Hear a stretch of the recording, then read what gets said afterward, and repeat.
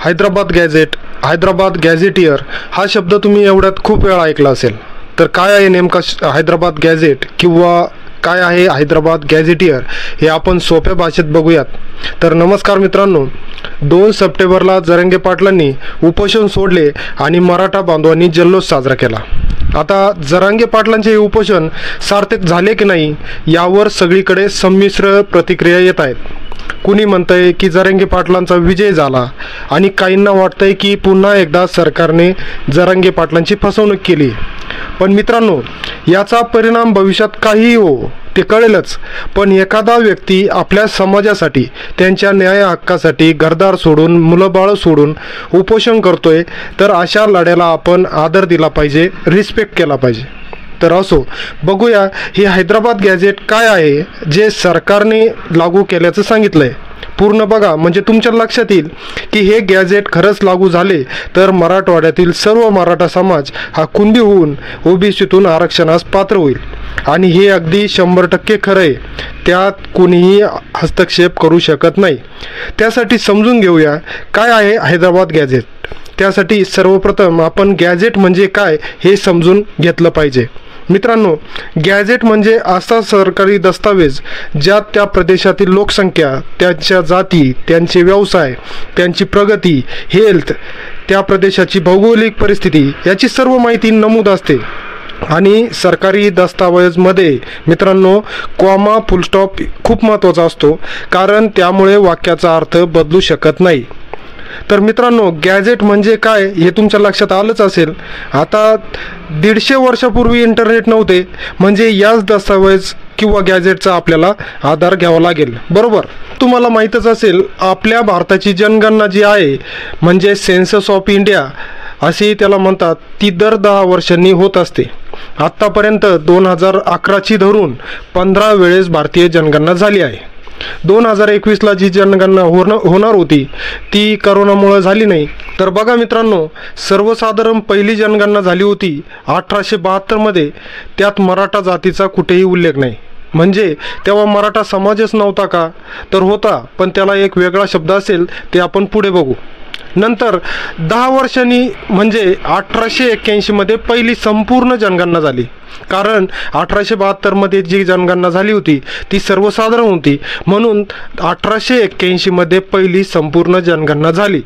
आता यावर्षी जी जनगणना झाली त्यात स्पष्टपणे लिहिलेलं आहे की भारताची लोकसंख्या जवळपास 19 कोटी होती. आणि त्यामध्ये लक्षात घ्या, त्यामध्ये निजामशाहीकडे असणाऱ्या हैदराबाद संस्थानात 4 प्रामुख्याने जाती होत्या. त्या म्हणजे ख्रिश्चन, ब्राह्मण, राजपूत आणि मुस्लिम. हे स्पष्टपणे लिहिलेलं आहे.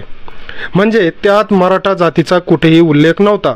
परंतु ज्या इतर जाती आहेत त्या जातीमध्ये स्पष्ट लिहिलेलं आहे की द मराठा कुणबीज.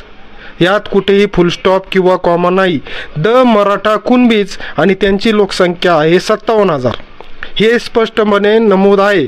मित्रांनो बघा, स्पष्टपणे लिहिलेलं आहे की त्यात मराठा कुणबी हा एकच शब्द आहे आणि त्याची लोकसंख्या 57,000 आहे. आलं लक्षात. आता त्यानंतर 1911ला जी जातीय निहाय जनगणना झाली त्यात हैदराबाद संस्थानात किंवा प्रदेशात राहणाऱ्याच्या लोकसंख्येत 2,66,000 हे कुणबी आहेत, हे नमूद आहेत. त्यात मराठा नाव नाही पण कुणबी आहे. मग 1881 साली जे 57,000 मराठा कुणबी होते ते गेले कुठे? तर सरळ त्याचा अर्थ मराठा कुणब्यांची लोकसंख्या ही 57,000ची 2,66,000 झाली.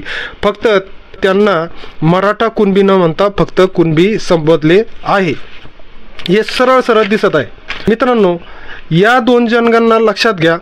आता बघा, हैदराबाद गॅझेट हे 1884 साली तयार झाले आणि ते लागू करायला जवळजवळ 34 वर्षे लागली. म्हणजे ते लागू झाले 1918मध्ये, बरोबर.